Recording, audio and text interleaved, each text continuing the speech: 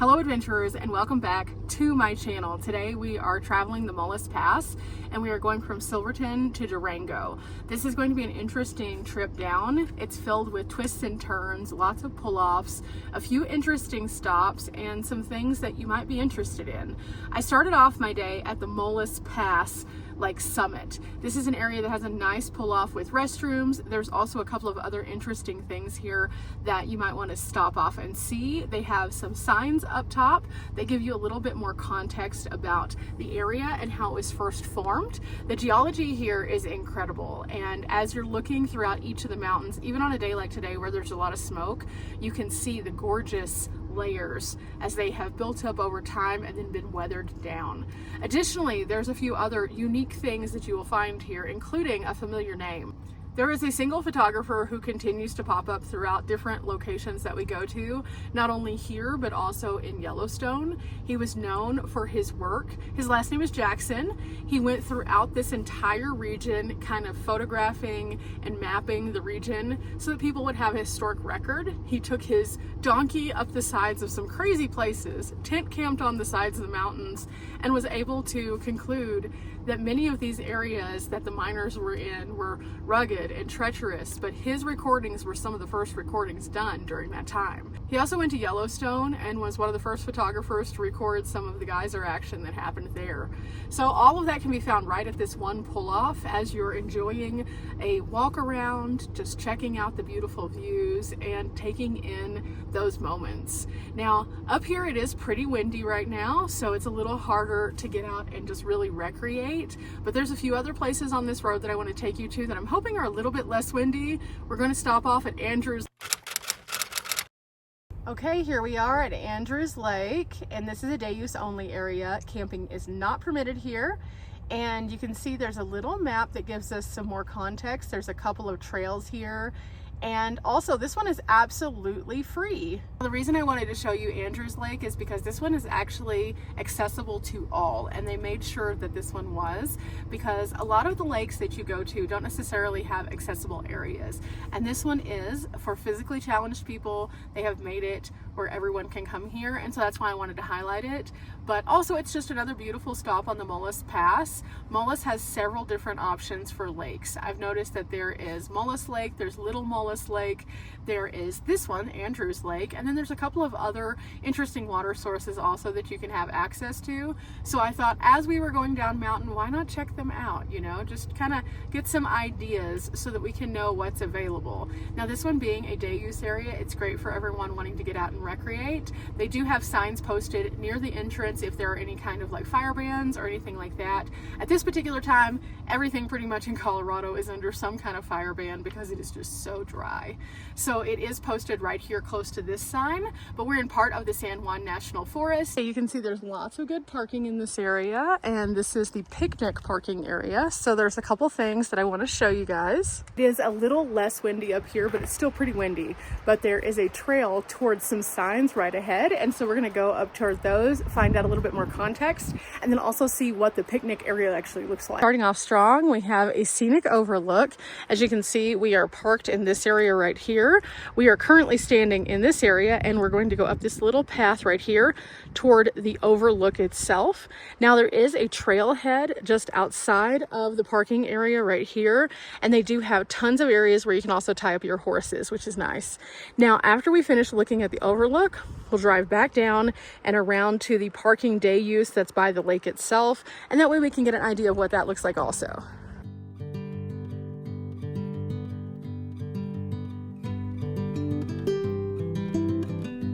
One of the picnic areas has a table and a little grill. Of course, the grills are not available right now because of the fire ban, but there is a nice spot here, and there's a few of these.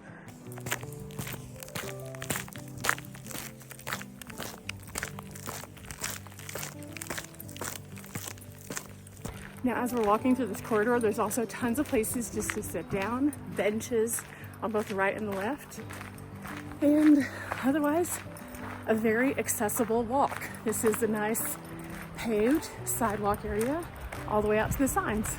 So again, accessibility. Now, the nice thing about this area is they have signs that are very easy to read. Fun facts about the area. I learned over here, in fact, There was one time where there was a fire that was 26,000 acres of the San Juan Mountains, and it was one of the largest in recorded history. And it all started because a campfire got out of control. Now this was very early into the San Juan Mountain days. However, just goes to show that's one of the interesting facts you can find right here at the lake. Now, if you did want to leave from this particular area and go to the lake, it's only about 1,000 feet. But if you don't feel comfortable doing that, we're going to go back to the parking lot and I'll show you the other accessible path. Again, eyes on the prize. We always want to share all the different ways that you can get out and recreate, because that makes recreation more accessible to us all. And I think that that's the bigger picture here, especially at Andrews Lake, where they've put in that extra effort for that. With that said, guys, we had a little boo-boo and I have now broken my cell phone. So this could be an interesting next couple of days to encounter trying to figure that one out. But for now, we're just out here, eyes on the prize, Andrews Lake.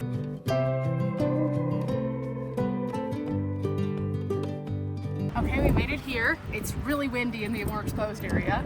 Let's lock the van, take a little walk around and see the beauty.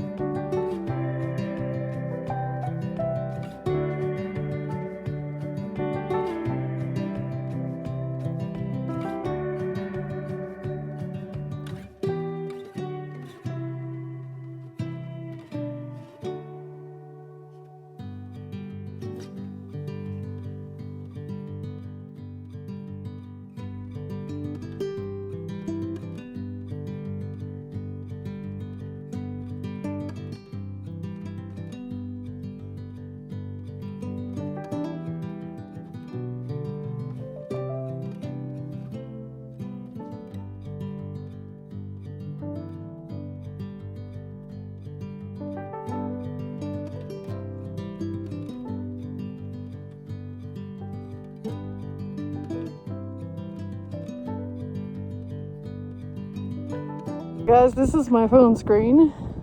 At least it's not the phone itself.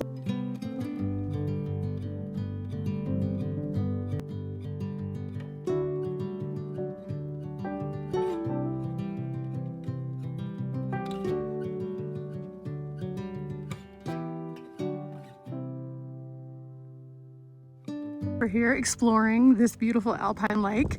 You can find all of the individual parts that combine from all of the little critters to how the ecosystem works and everything in between. And you can find these at various points during the day. Now, the Alpine lake is more than just a fishing pond. It provides a refuge for all of those critters. This is the home for so many, and it creates this wonderful place for us to get to appreciate, but them to get to have a thriving life. While we're out here, we're just soaking it in. Lots of people are out here fishing or teaching their kiddos how to fish. A lot of people are just sitting at the little pullouts that you can kind of like pull off of the main path. There's also a couple trails so you can see people hiking up in the distance. Gorgeous, absolutely gorgeous. What an incredible place. It is packed here today because it is just so wonderful. And I talked to several people who are out on the trail. Everybody's just loving how beautiful it is. And even with the wind, they're still catching a few fish. So it's been pretty interesting. But this is just a couple of the stop-offs on Mollis. I'm going to show you a few more things as we head down toward Durango. Absolutely incredible, this entire trip down. There's no wrong way to see these areas. Pull off if you see a pull off. Read the sign, check out the view, soak it in, take a breath, and then you can move on to the next one. And there's so many of these. So I'm just highlighting a few today, but this is definitely an incredible experience and I'm happy to share it with you. So let's keep going. Okay, we made it through one of the traffic stops just in time to pull off at another stop so we could check it out.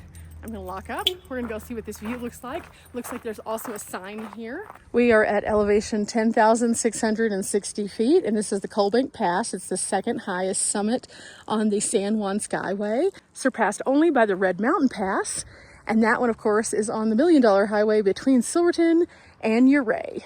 Now, if you are interested in the entire San Juan Skyway, it takes about 7 hours. It's 232 miles, and you can see it goes all the way over to Cortez and Dolores, up to Rico, into Telluride. Then it goes over to Placerville, Ridgeway, Ouray, Silverton, and then back down to Durango, and then all over again.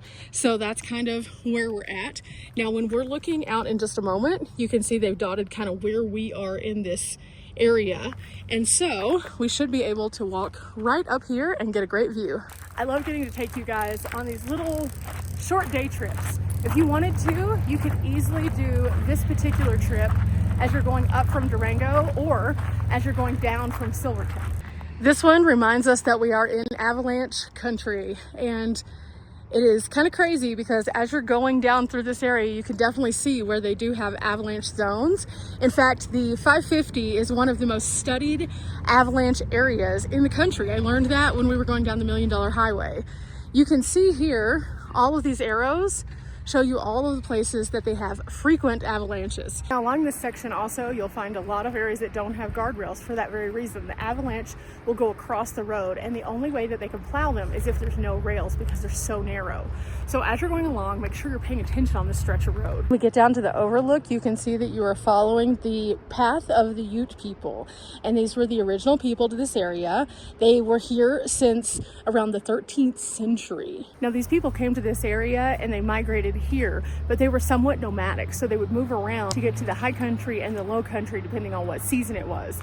They would hunt in these areas and be extremely successful in doing so. But then in came the other people, the people who were coming to settle this area for mining, to make profit, to claim the land, and that happened around the 18th century.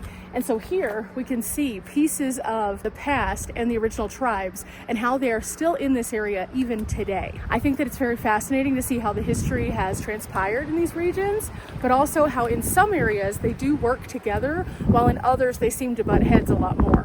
But in this area, they are honored in many places and in many ways, shapes, and form. And I think that that's very important because they were the original people in this area after all, and their ancestors still to this day call this home. It does in fact say that despite the fact that there are several Ute people who are still in this area, they were officially removed from the San Juan Mountains in the 1870s. Now, as I said, it's very important for us to see how they are honored because this is a sad fact in history that greed became the primary reason that people wanted to come here. And in doing so, they forced out people who were already in this area. Now, following that, of course, vehicles came to this area, the construction that we now see today, and many of the recreational areas that we now have are a result of those people. So ultimately, the timeline is what the timeline is. People were here, they were forced to leave. Some remained in the lower country. They're still celebrated today. However, we need to remember that that was something that was horribly done to these people, that we took away from them in order for people to have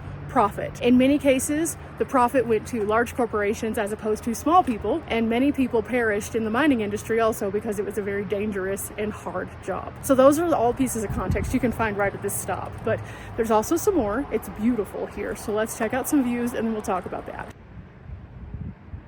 Here, all of the different animals that you might find up here, and it says that they have to be pretty hardy to survive, not only the plants but also the animals. So you have voles, woodpeckers, owls, and of course the spruce is found all throughout this area.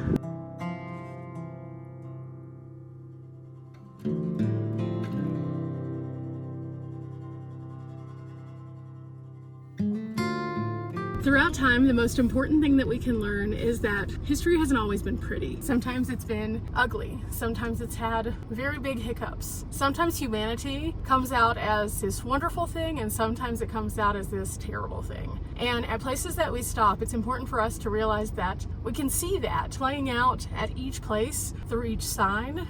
We're looking at more than just a view. We're looking at the past, we're also looking at the present, and we're looking at the future depending on how we treat that area. So stopping off at places like this kind of gives you a little bit more context, and then as you're looking out And if you do happen to see a deer or a bear or an elk, you can realize why the original people were here. They would stay near the waters. They would have all of the ecosystem of plants that would help them with their food and their medicine. And that's why they originally called these areas home. And as more people came in, they used some of those same resources. The water was very important for the early civilizations here when it came to the mining communities. They would most of the time need some form of that in order to thrive and survive. And so a lot of times they would use those areas, again, that were previously occupied by others. And so it's important to see the full circle moment of how the United States has evolved throughout time, but also just to appreciate the land for what it is and be a good steward to the land, because we do affect the future. That's why I always talk about don't have fires that aren't supposed to be in fire areas. That's why I talk about not feeding the animals or leaving no trace, because we want these to be here for other generations in the future so they can learn about what our impact was and hope that it was a positive one, because I mean, sometimes it's not, guys. We don't want them to be talking about something bad that we did on one of these signs in the future saying this is where it all changed. But we're not quite to Durango yet, so we're going to keep on going. This is a very busy pull-off, so while I've been here, probably 20 or 30 families have stopped, and all of them have taken in the views. A lot of them have taken selfies. It's a great place for that, and it's a good place for a bathroom break. I've truly enjoyed showing you just a few of the scenic lookouts. There's also a hot spring as you get toward Durango that I've stopped off at. It's a really great one. There's a few other stops that were just really packed today because it's a weekend, but definitely get out here, stop off, have some fun, check out the Purgatory area. It's an entire ski area. They have tons of hiking in that area also. Great way to an adventure and a wonderful way to see a little piece of Colorado. Remember, guys, we're not here for a long time, but we are here for a good time. I'll see you on the next one. Bye.